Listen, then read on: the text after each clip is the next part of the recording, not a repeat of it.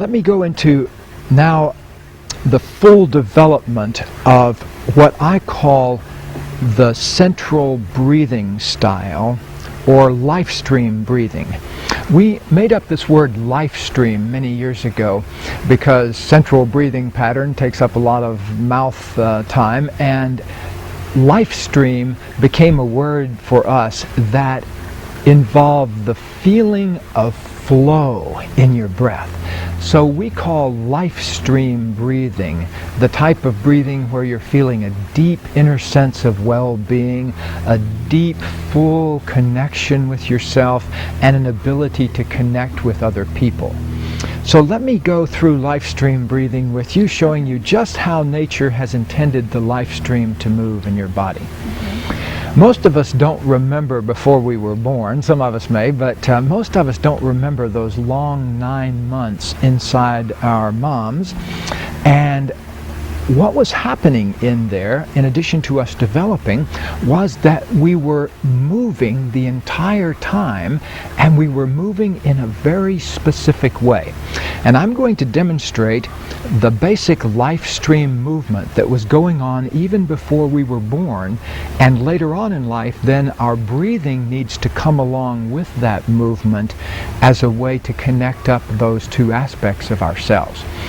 So even before we were born, if you look at an ultrasound, you'll see a baby doing the following movement, and it's a movement that involves the movement of the spine. So watch what I'm going to be doing here. I'm going to be nodding slowly up and down, and if you look at it on the ultrasound, you'll see that the movement takes place about every 6 seconds or so. So it takes 3 or 4 seconds to go up and 3 or 4 seconds to go down. So if you notice, it's really a big nodding yes. Now when the top part of you nods yes, the bottom part of your spine is also moving. And so Astara, would you begin, go ahead and look straight ahead, and begin to nod slowly up and down with your head about once every 3 or 4 seconds. So real slowly. And we've asked Astara to sit on this gymnastic ball which rolls back and forth to see how the pelvis can move with the movement of the spine. So notice, Astara, that as your head nods up, your pelvis tips forward, and as your head nods down, the small of your back rounds backward.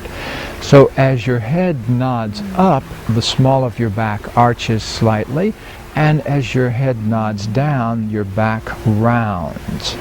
So begin to slowly do that, and if you're watching this in a classroom or at home, I'd like you to do the same thing. I'd like you to nod slowly, yes, and as you nod down, your back rounds, and as you nod up, the small of your back arches slightly and your pelvis tips forward. So make it one long, slow movement. And we're exaggerating it first to learn it. Later on we'll learn how to do it in a way that's not exaggerated. In fact, we teach all of our students how to do it in a way that they can carry on a conversation with someone and no one even knows that they're doing this basic Lifestream breathing.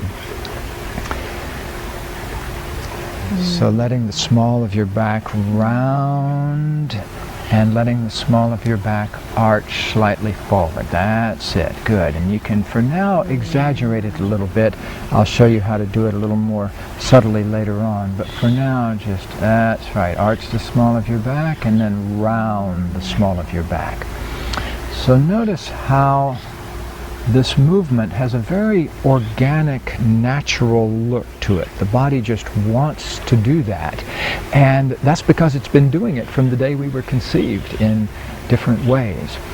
Now here's a problem that happens, and you can see it on the ultrasound, and you can also see it in babies, that when a trauma occurs, this movement will stop for a moment. So I'd like you to do it for a moment and then kind of slam on the brakes, clunk, and then start it. again. And as you do that a few times, I'll talk about what happens. So here's the movement going along beautifully, arching the small of the back as the head looks up. And a trauma will occur. I've seen it on the ultrasound, for example, on an ultrasound where I watched a mother take a puff off a cigarette in a nicotine study, and I could see on the ultrasound that the fetus stopped moving right after the mother took the puff off the cigarette. With other stronger drugs, cocaine and that kind of thing, there's an even bigger disturbance of this, and there's also a disturbance of this rhythm in emotional traumas.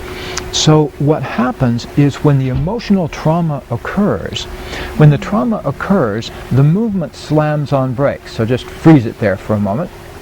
And then sometimes it takes even 10 or 15 seconds for the movement to start again.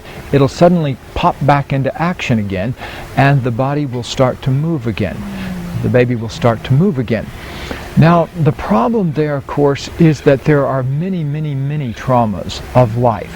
And so one of the great powers of Lifestream breathing is that once you learn how to do it again, you can breathe your way through even very early issues that people have struggled with. Could you feel the natural way that movement likes to move in your body? Like a natural flow. A natural flow. Good. So that's the movement that was there even before we were born. That's the movement that was in fact there from the day we were conceived.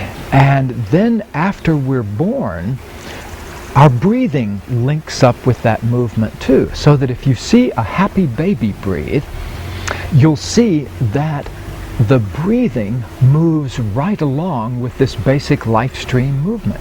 That's why we also call it happy baby breathing. So watch me for a moment, Estara, and I'll show you how the basic Lifestream breath moves in a happy baby. Again, I'll do this slow nodding yes, and as I nod up, I arch the small of my back and my pelvis rolls forward, and as I nod down, I will round the small of my back. So arching the small of the back as my head tilts up, and rounding the small of the back as my head tilts down. Link up your breathing with it in the following way. When you look up and arch the small of your back, take a big round belly breath in, and then when you breathe out, round the back. So as you breathe in, arching the small of the back, breathe into your belly. And as you breathe out, round the small of the back. Breathing in, arching the small of the back. Breathing out, rounding the small of the back. And that's perfect. And notice the more that you breathe down and in into your belly, the easier it is to look up. Notice that as you breathe in and make it really a big belly, you'll notice that you can look up even easier.